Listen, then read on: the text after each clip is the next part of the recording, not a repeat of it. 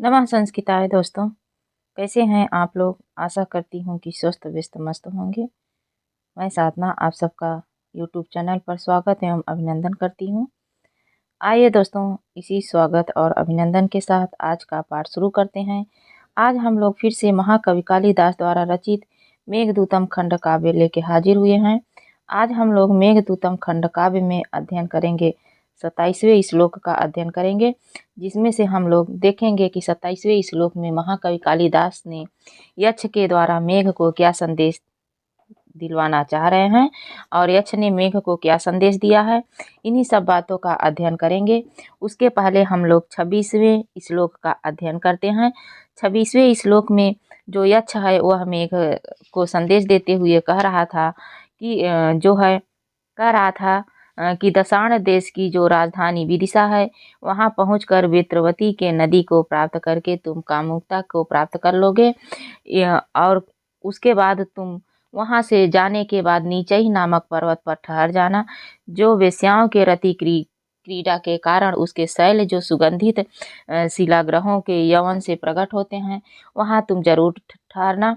उसके बाद 27वें श्लोक में जो है यक्ष मेघ से क्या कह रहा है, आइए हम लोग 27 नंबर श्लोक का वाचन करते हैं। विश्रांतः सव्रज वन नदी तीर जातानि सिंच नूनद्यानाम नवजलकड़ैः यूथिका जालकानि गण्डस्वेदापनयनरुजा क्लान्तरणोत्पलानां छायादानात् क्षणपरिचितः पुष्पलावीमुखानां। विश्रांतः, तो इस 27वें श्लोक में यक्ष जो है वह मेघ से कह रहा है कि नीचैह नामक पर्वत पर विश्राम करके मालिनों के मुखों को तुम छाया देते हुए आगे बढ़ जाना। विश्रांतः का अर्थ हो जाएगा, विश्रांतः का अर्थ होगा कि विश्राम करके क्या हो जाएगा, विश्राम करके, ठहर करके, विश्राम करके। स्रवज, स्रवज जो वहाँ पे जो नीचई नामक पर्वत है उस पर तुम विश्राम करके क्या करोगे, वन नदी तीर जातानी, वन नदी के किनारे उत्पन्न, क्या वन नदी के तीरे यानी किनारे जो उत्पन्न हो रहा है, सिंच, सिंच मतलब उसे सींच देना। जो वहाँ की मालिनी हैं, जो वहाँ के मालिनी हैं, फूल माला जो उनका है, फूलों की बगिया, उसे तुम वहाँ पे सींच देना। नू नद्या नाम, नू नद्या का अर्थ हो जाएगा, नू नद्या नाम यानी नदी के तीरे जो वहाँ की वनिताएं हैं, वहाँ की स्त्रियां हैं, वहाँ की मालिनी हैं, उनके फूल की जो बगिया है उसे जरूर सींच देना।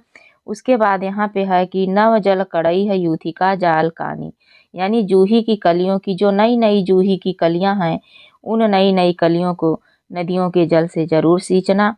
उसके बाद गंडेश्वदापन नयन रुजा क्लांतो उत्पला नाम, इसका अर्थ हो जाएगा कि जो वहाँ पे मालिन है जो फूल को तोड़ रही हैं, उनके कपोलों पर पसीनों को हटाने से जो उत्पन्न पीड़ा हो रही है और उस पीड़ा से जो वो मुरझा गई हैं, कुम्हिला गई हैं, उनके रंग कलर बदल गए हैं, ऐसे कानों के कमल ऐसे जो है उनको छाया देते हुए पुष्प मुखा नाम, पुष्प तोड़ने वाली स्त्रियों के मुखों को जो क्या करना कि तुम छाया दे करके उनसे क्षण भर परिचित हो करके फिर आगे उड़ जाना। क्या करना, फिर आगे उड़ जाना। आइए हम लोग अन्वय के माध्यम से देखते हैं।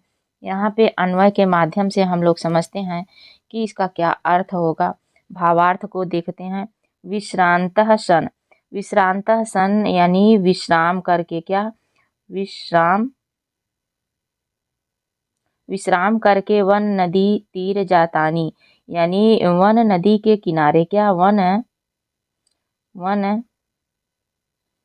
नदी के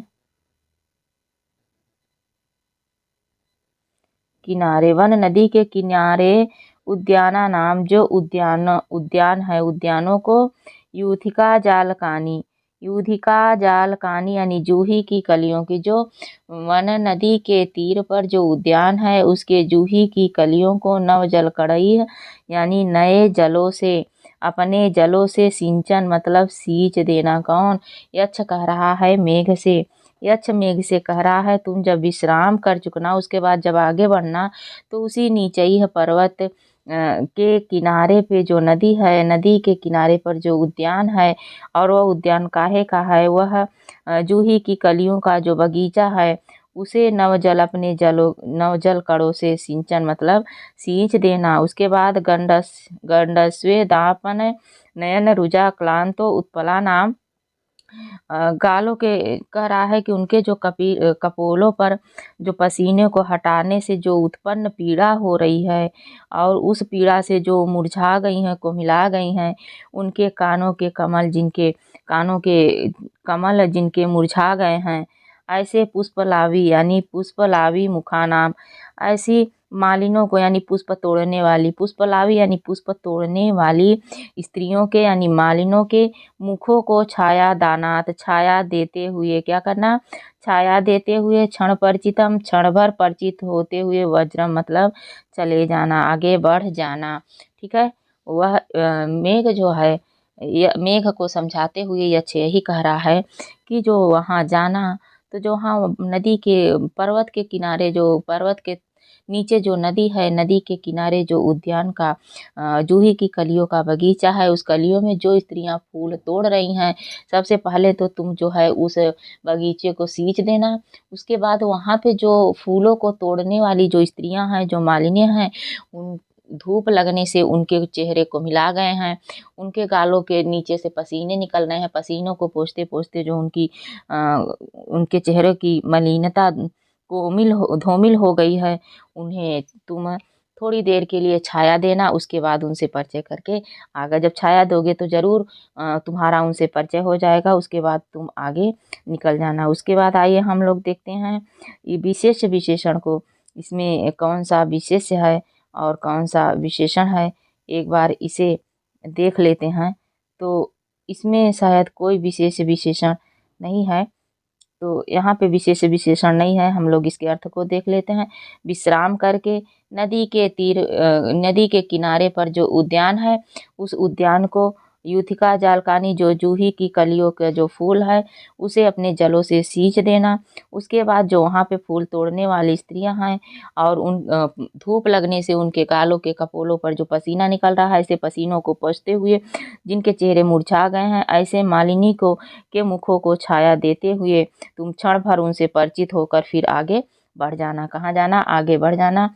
उसके बाद आइए हम लोग भावार्थ को देखते हैं कि भावार्थ क्या है, भावार्थ को समझते हैं। तो यहाँ पे भावार्थ को देख लेते हैं। वहाँ नीचैह नामक पर्वत पर, कहाँ? नीचैह नामक पर्वत पर विश्राम करके वन नदी के किनारे उत्पन्न उपवनों की जूही की कलियों को नए जल की बूंदों से सींचते हुए, और कपोलों पर पसीने से हटाने से उत्पन्न जो पीड़ा है, उस पीड़ा से जो उनके चेहरे मुरझा गए हैं, कानों के कमल जिनके, ऐसे पुष्प तोड़ने वाली स्त्रियों को यानी मालिनों को मुख को छाया देने के कारण क्षण भर के लिए तुम उनसे परिचित होते हुए आगे बढ़ जाना। कहाँ जाना? आगे बढ़ जाना, क्योंकि तुम्हें जाना कहाँ है? अलका नगरी। कहाँ जाना है? अलका नगरी जाना है। तो कहीं भी ज़्यादा देर लगाने की ज़रूरत नहीं है, तुम आगे ही बढ़ते जाना। उसके बाद आइए हम लोग टिप्पणियों को देखते हैं। यहाँ पे टिप्पणियाँ हैं, टिप्पणी सबसे पहले है विश्रांतः। विश्रांतः में वि उपसर्ग है, श्रम धातु और अक्त प्रत्यय से बना है विश्रांतः शब्द। और ब्रज शब्द कैसे बना है? वज्र बना है वज्र धातु से, और लोट लकार मध्यम पुरुष एक वचन का रूप है। वन नदी तीर जातानी, वन नदी तीर जातानी में कौन सा समास है? तो वन नदी तीर जातानी में समास है वनस्थाः नद्याः। इसमें जो समास है वह मध्यम पद लोपी समास है। कौन सा? मध्यम पद लोपी समास है। कौन सा? मध्यम पद लोपी समास है दोस्तों। उसके बाद तासाम ताराणानि, क्या है? तासाम तारणानि, इसमें कौन सा समास है? तासाम तारणानि में समास क्या है, तो इसमें षष्ठी तत्पुरुष समास है। कौन सा? षष्ठी तत्पुरुष समास है। तेषु जातानि में तो कौन सा है, तो इसमें सप्तमी तत्पुरुष है। कौन सा? सप्तमी तत्पुरुष समास है। उसके बाद आइए अगली टिप्पणी देखते हैं कि अगली टिप्पणी क्या है। तो अगली टिप्पणी हम लोगों की है सिंचत। क्या है? सिंचत शब्द कैसे बना है, तो जो सिंचत शब्द बना है वह सिच धातु से और सत्री प्रत्यय लगा के बना है। उसके बाद नव जल कड़ई है। नवानी जलानी में कौन सा समास है, तो नवानी जलानी में कर्मधारय समास है। कौन सा? कर्मधारय समास है दोस्तों। कर्मधारय समास है। कर्मधारय समास में विशेष विशेषण होता है। तेषाम कड़ाह तई में षष्ठी तत्पुरुष है। कौन सा? षष्ठी तत्पुरुष समास है। षष्ठी तत्पुरुष समास है। उसके बाद अगली टिप्पणी जो है वह है यूथिका जालकानी। क्या है? यूथिका नाम जालकानी कोरकाणी में कौन सा समास है, तो इसमें भी वही षष्ठी तत्पुरुष समास है। कौन सा? षष्ठी तत्पुरुष समास है। अगली टिप्पणी है गंड स्वेदा अपनयन रुजा जाल कांतो उत्पला नाम। इसमें कौन सा समास है, तो एक एक करके देखेंगे। गंडयोः स्वेदः। क्या है? गंडयोः स्वेदः में सप्तमी तत्पुरुष समास है। कौन सी? सप्तमी तत्पुरुष समास है दोस्तों। उसके बाद है यहाँ पे अगली टिप्पणी है अपनयन। क्या है? अपनयन है। अपनयन में कौन सा? अस्य अपनयन है। उसी के छोटे छोटे भाग को देख रहे हैं। अस्य अपनयन यह दूसरा उसका जो है विग्रह है समास का। तो अस्य अपनयन में कौन सा समास है, तो इसमें तस्य अपनयन में षष्ठी तत्पुरुष है। कौन सा? षष्ठी तत्पुरुष समास है। तेन रूजा उसी का है। तेन रूजा में तृतीया तत्पुरुष समास है। कौन सा? तृतीया तत्पुरुष समास है। तया क्लांतानि कर्णो उत्पलानि इसमें कौन सा समास है, तो इसमें समास है बहुव्रीहि। कौन सा? बहुव्रीहि समास है। कौन सा? बहुव्रीहि समास है। और स्वेद शब्द कैसे बना है, तो स्वेद धातु है, घय प्रत्यय से स्वेद शब्द बना है।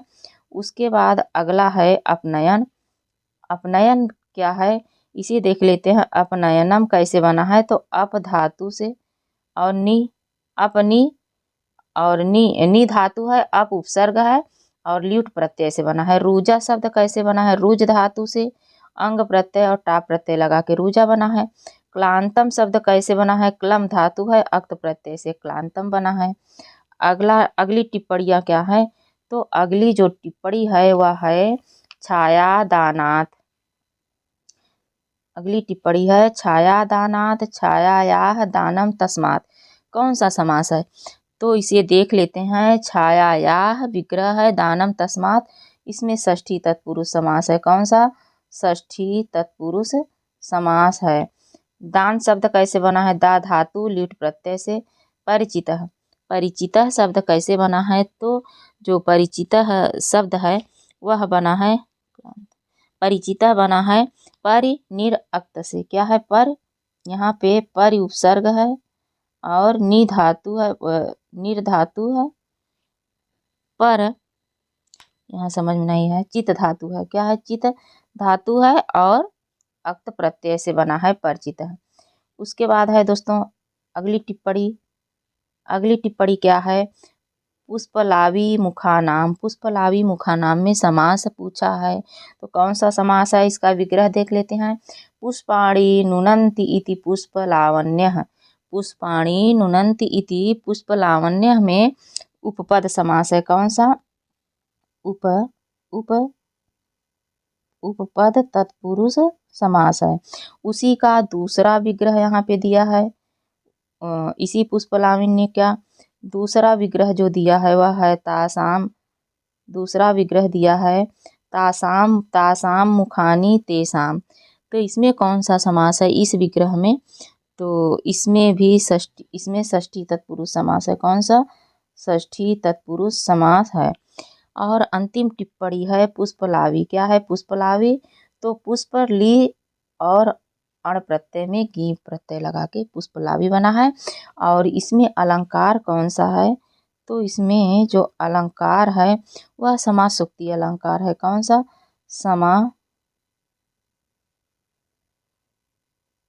समासोक्ति अलंकार है दोस्तों। तो ये रहा आज का 27वां श्लोक। आशा करती हूँ कि आप सबको समझ में आया होगा, आप लोग इसका लाभ उठाए होंगे। तो आज बस यहीं तक। वीडियो कैसे लगा दोस्तों, आप लोगों को अच्छा लगे तो लाइक शेयर कमेंट करें। जो हमारे नए साथी हों, चैनल को अभी तक सब्सक्राइब न किए हों, तो उनसे हमारा रिक्वेस्ट है कि चैनल को सब्सक्राइब करें ताकि नोटिफिकेशन उनको प्राप्त हो और आप इसका लाभ उठाएं। नमः संस्कृताय। धन्यवाद दोस्तों।